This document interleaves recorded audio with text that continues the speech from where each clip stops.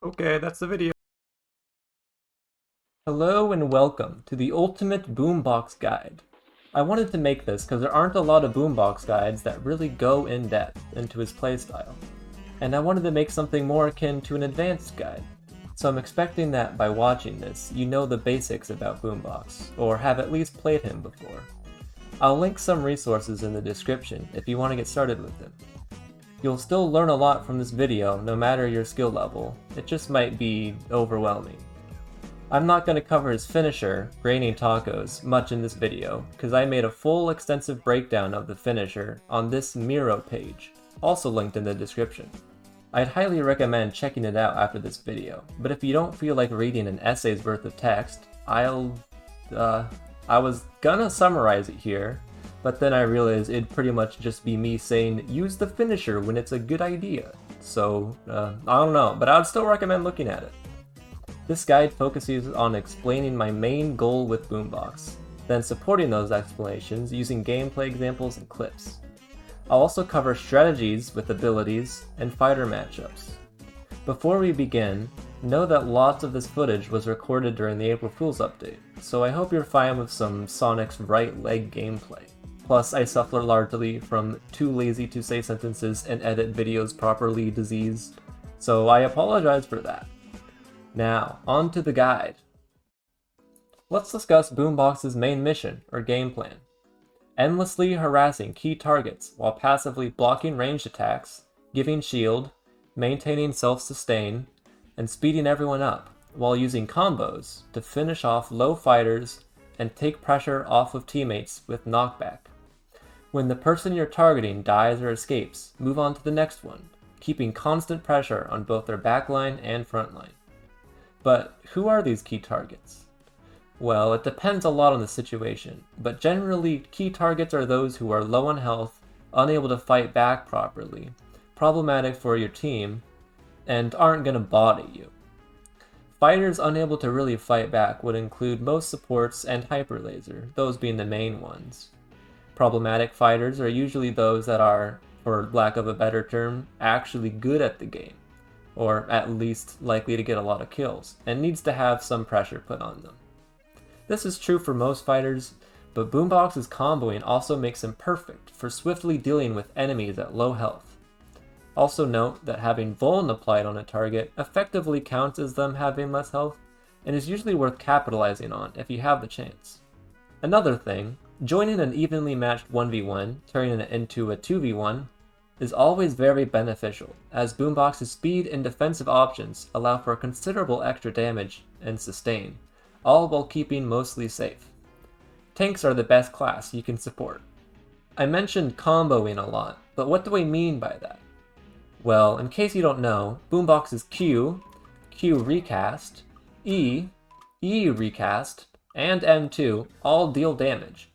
And not only do they have substantial juggling potential with their knockback and forgiving cooldowns, but they also come out extremely fast, making it very easy to rack up tons of damage super quickly.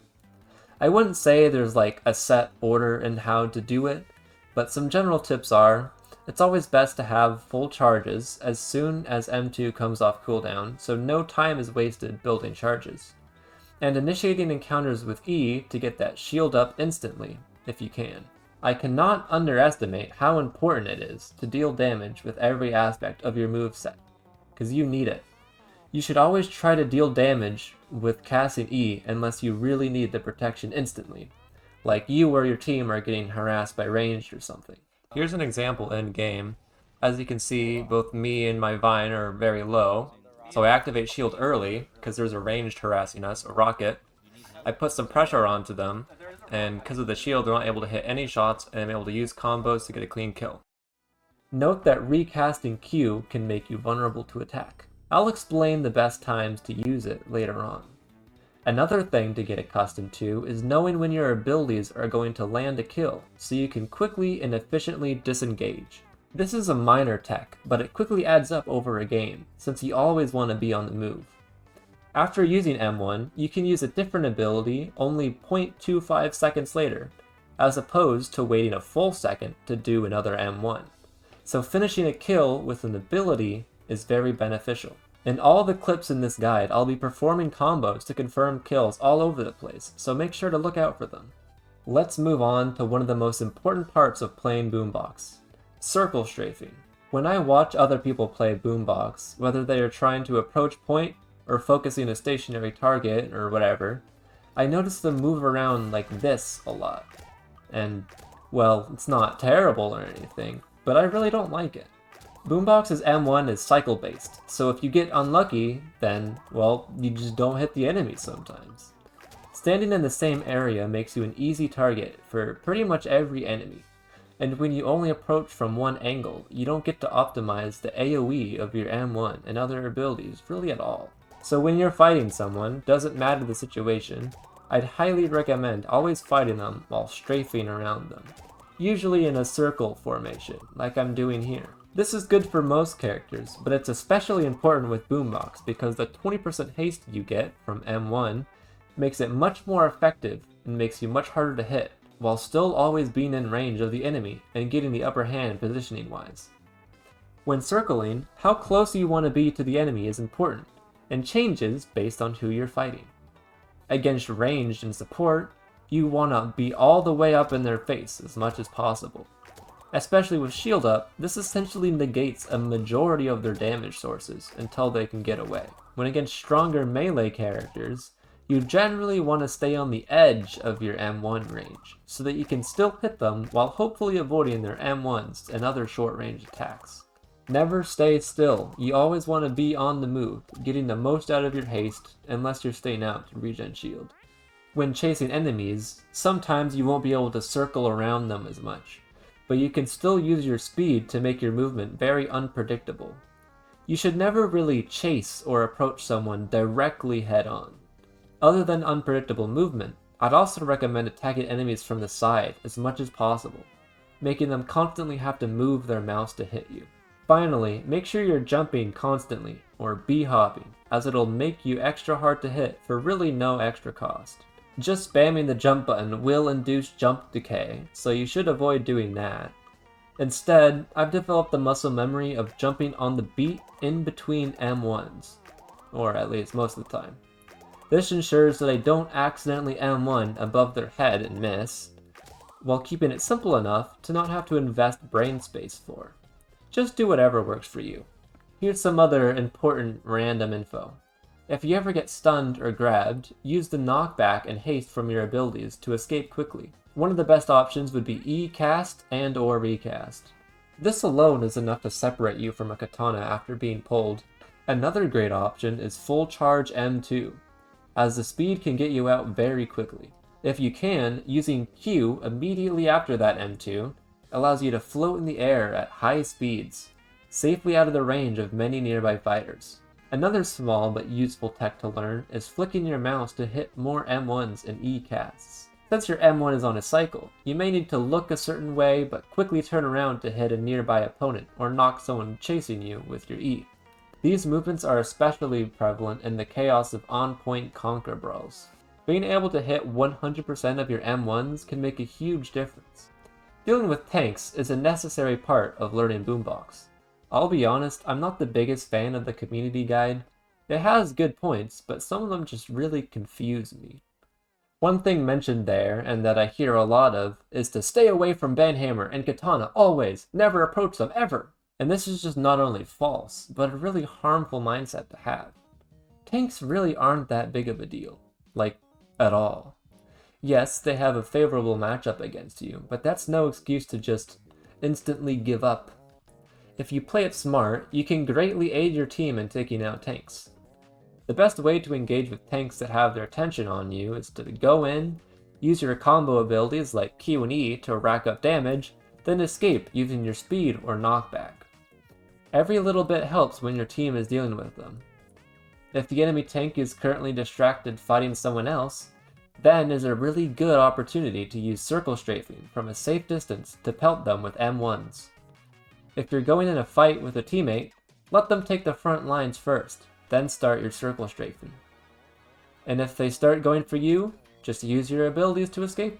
I would highly recommend putting pressure on these tanks if they are being problematic for your team, or if they're vulnerable. Here's an example of me utilizing my abilities to deal lots of damage while staying safe. I still end up dying here because our team isn't able to take them out, but it's still a good practice. It makes a huge difference, and just choosing to ignore them can let them run rampant and ruin everything. Having a tank on your team, on the other hand, can be extremely good when paired with the Boombox, especially Banhammer. One very powerful strategy is to pocket, or constantly stick by the side of, a Banhammer while they fight. This puts more damage pressure on opponents, gives Banhammer even more sustain with your M2, and most importantly, gives Banhammer haste, which allows him to easily catch up to opponents while they're holding M1 or E. If you're lost on what to do, or if it's Annihilate, I definitely give this a shot when you can. Speaking of Annihilate, my main Boombox strategy works at its best on Conquer. Since you aren't getting charges constantly and your team is split up more often, it's very easy to get picked off by ranged and chased down.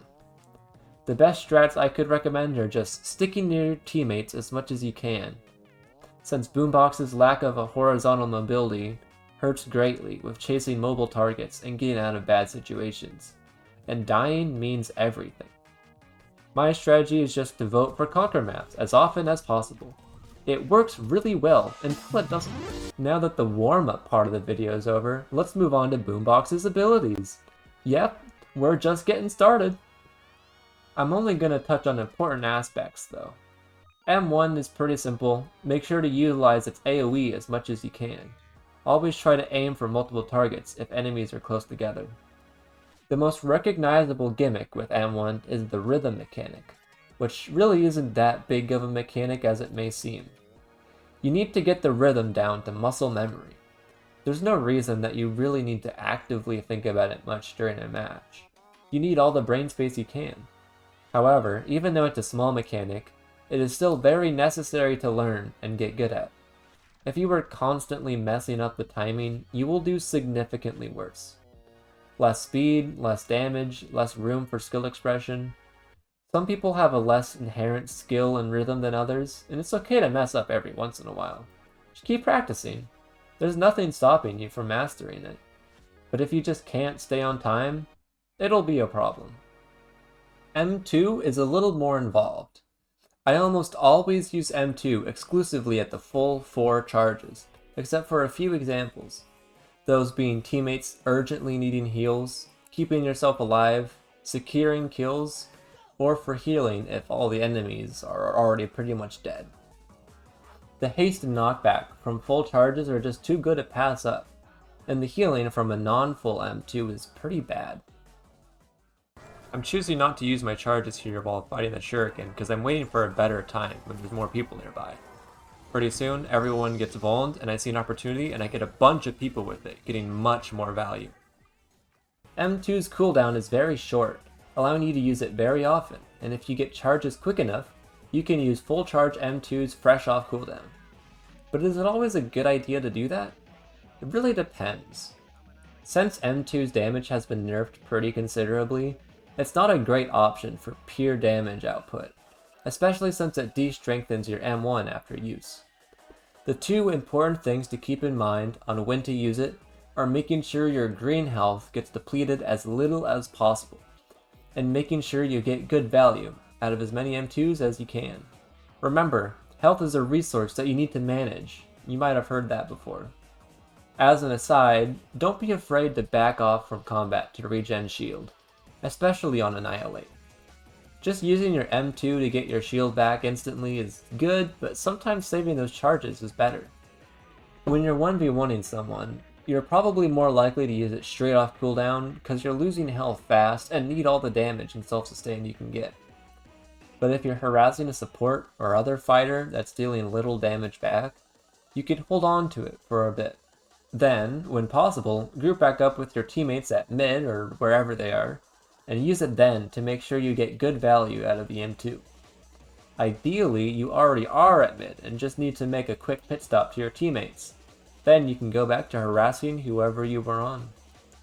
Just don't sit on full charges for too long while in combat, because every extra bit of time and M1 that could have earned a charge is value wasted.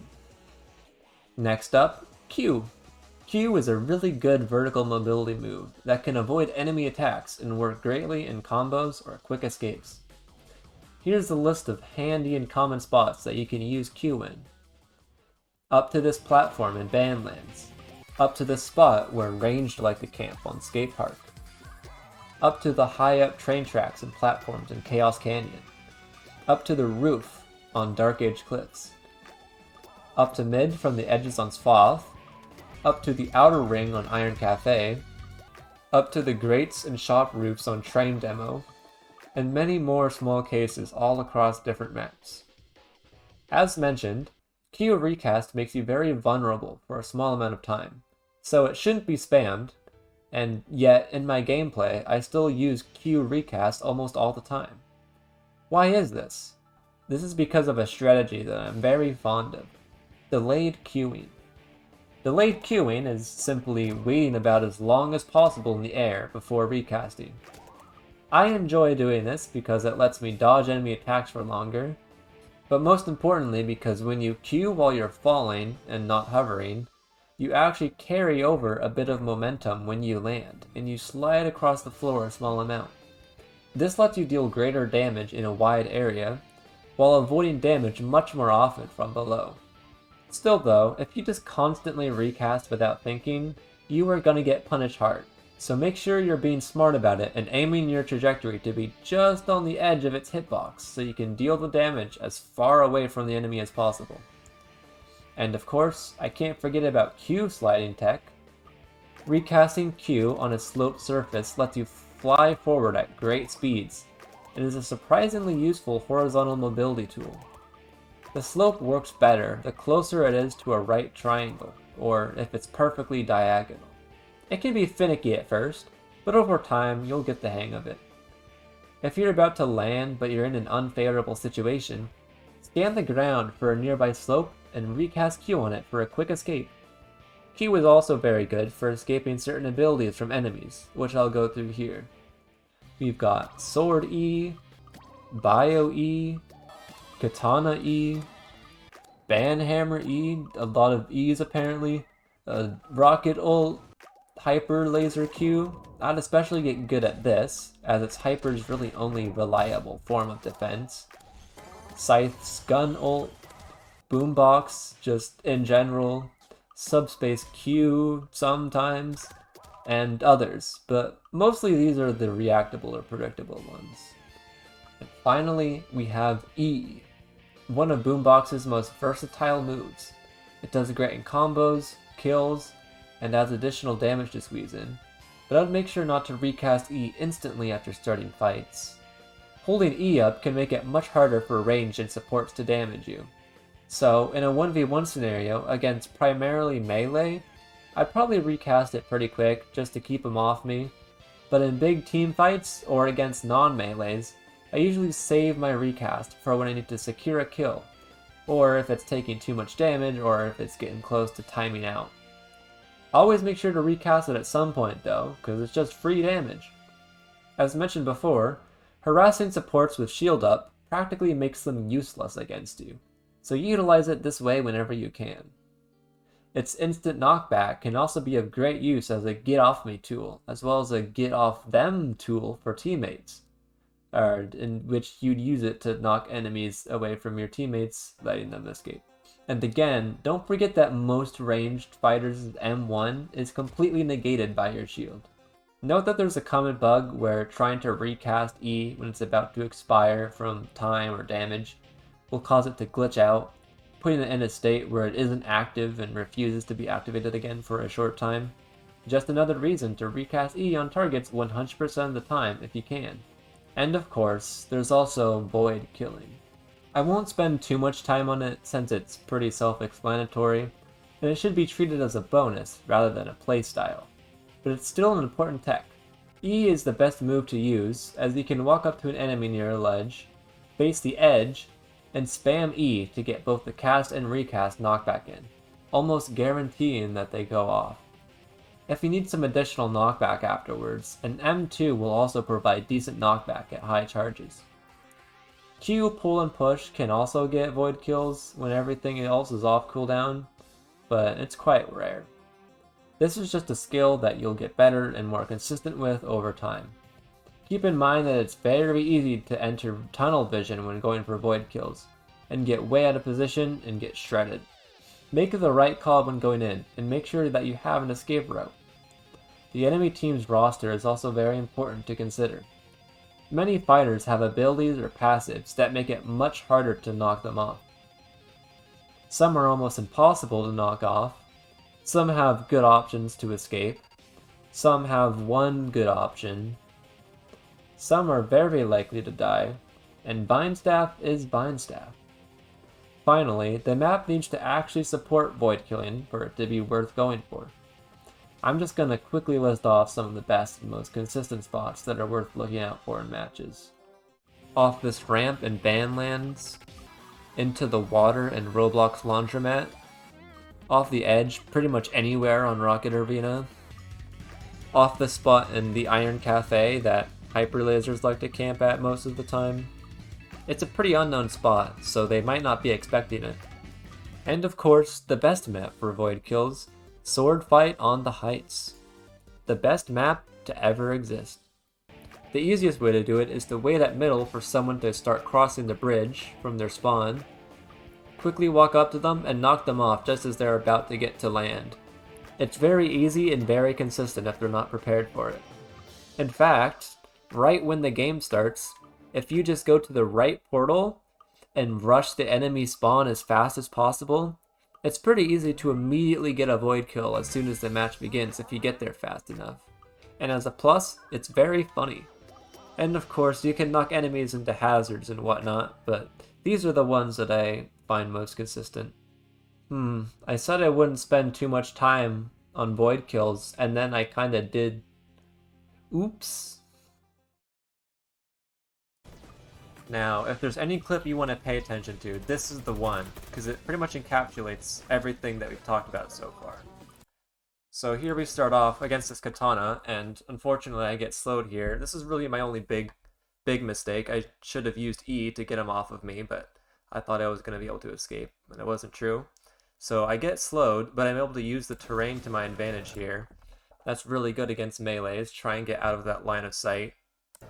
So I'm doing here, I use the M2 for knockback, and the E, so now they're fully off of me, and I hold up my shield here, because Katana's pull, or Q, cannot hit me through the shield. So I hold it up in front of him, you can see that he tries to use it later, yep, but he doesn't get anyone. Then I see him go for my subspace, so I try and get him off of them by using my abilities, E and Q, get some extra damage in, using them to escape, and then while I'm in the air, I see that the sword is vulned, and I do a delayed Q for that extra damage. Then I go in, I see that the med kit is half, and so I start going for them, trying to attack them from the side. I take some big damage here, but it's alright. Able to get them down. I use Q to my advantage to get up to this high place. I don't want to go into their spawn area. So now I'm up here, I get out of range of the katana at 1 HP, but just right when I get my M2 I use it to stay alive. But at this point I'm pretty much expecting to die, so I go in against a skateboard, using circle strats and staying just out of their range.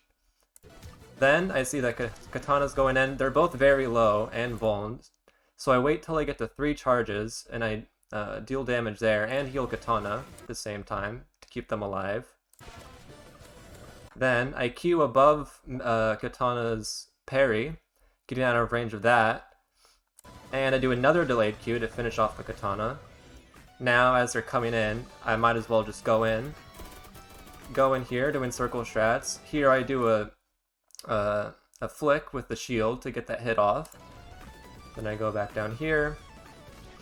They're both very low in the middle, so I try and do some stuff, but then a bunch of chaos happens. I use my ults, and now I'm right back to being in a really advantageous position, even though I was at 1 health earlier.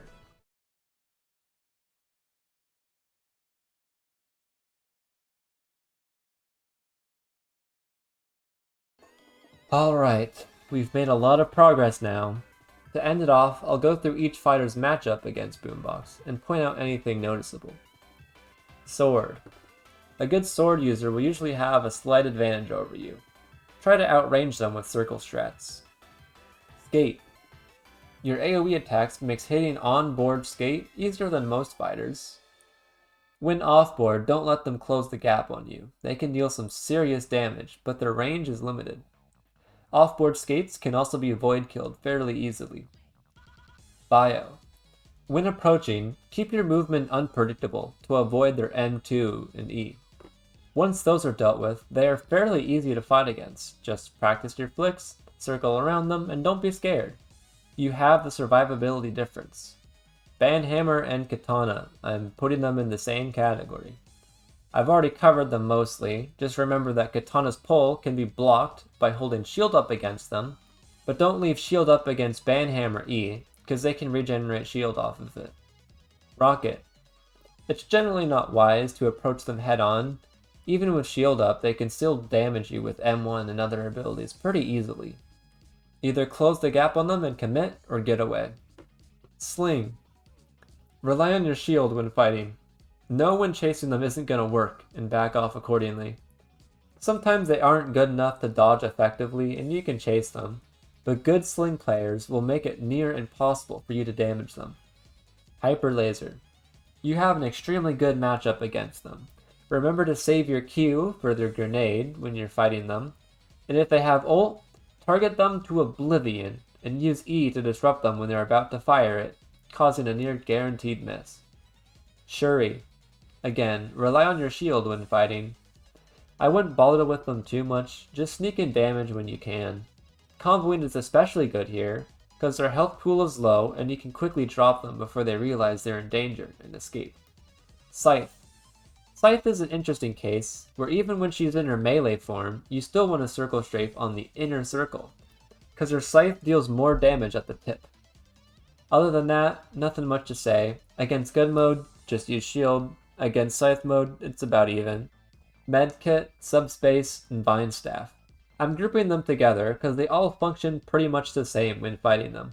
You pull up your shield and M1 them to death.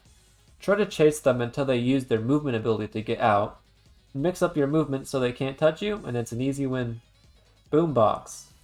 Boombox is an interesting case because his M1 actually doesn't hit through the shield like all the other melee fighters. So try to have your shield up against him too. Otherwise, it's a ditto match. Just make sure all of your attacks hit so you can outdamage them. Well, we finally made it to the end. All the resources you need to play Boombox like a manic housefly, sucking the juices from their enemies and distributing them amongst their friends, but mostly just itself. If you liked the guide, make sure to share it with your Boombox friends if you think they'd get something from it. And let me know if you want me to upload more fighting content. Again, make sure to check the description for my finisher guide. His finisher is one of the best in the game, and a guide wouldn't be complete without it, so give it a peek if you're interested.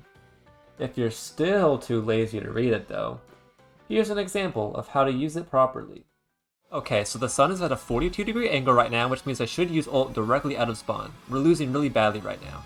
Next I do a segmented Q. Wow, look at all my teammates I'm gonna hit. And bam! Just like that. If you followed what I did, you should have gotten the windscreen, like me. I think it's balanced pretty well. I think it could be a little stronger, but oh well.